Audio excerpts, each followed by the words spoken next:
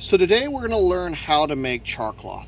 I produced a video a few weeks back how to make a fire within less than 2 minutes using a fire piston here. And a lot of people ask, well, where do you get char cloth and what is it made from and how to make it? So today I'm going to show you. I had an old pillowcase which is cotton, and you want to make sure it's 100% cotton. You don't want any nylon, otherwise it's going to smell like plastic and wrinkle up and not be usable. So I've gotten my cotton sheets cut into little squares, and what we're going to be using is an old ALTOIDS can, and this is very common among people to use ALTOIDS cans to use them to make char cloth. It has two little holes. You can use a thumbtack or a tiny little nail. And what we're going to do is with the little pieces I've cut, we're just going to kind of put in there haphazard, just kind of spread them out a little bit. And the holes are there so the smoke can pour out, but however, it won't allow much oxygen to come in, because if the oxygen gets in, it'll just ruin it and just turn into ash. Okay, we're going to get these in here now. So I already have a fire going. We'll go ahead and put this on there in a minute. And just make sure it's good and closed. We're going to go ahead and put these in the coals right here, and it's going to take about 10 to 15 minutes. What you will start noticing is within a few minutes you'll start seeing smoke shoot out of these holes, and once the smoke stops is when we're going to pull this off.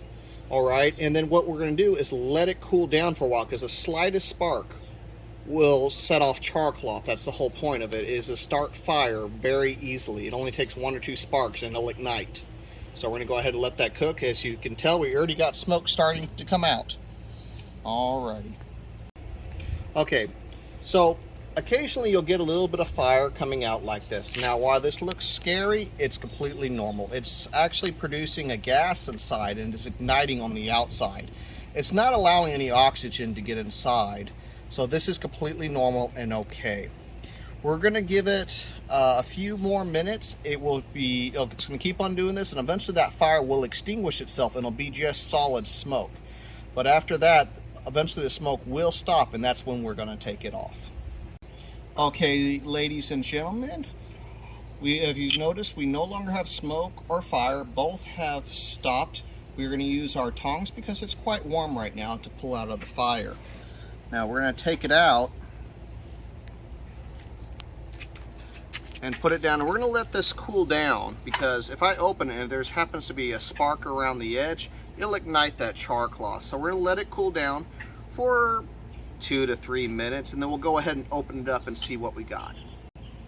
Okay, we've had an opportunity for it to cool off. Let's take a look at the finished product.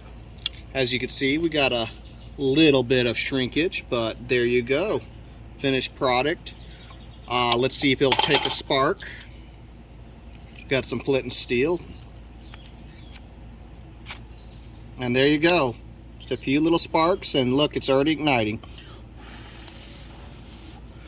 And it can take a spark really fast. This is wonderful stuff, regardless if you're using a fire piston or flint and steel. It ignites quite easily. If you have any questions, please leave them in the comments. We'll get back to you as soon as we can. If you like this channel, please subscribe.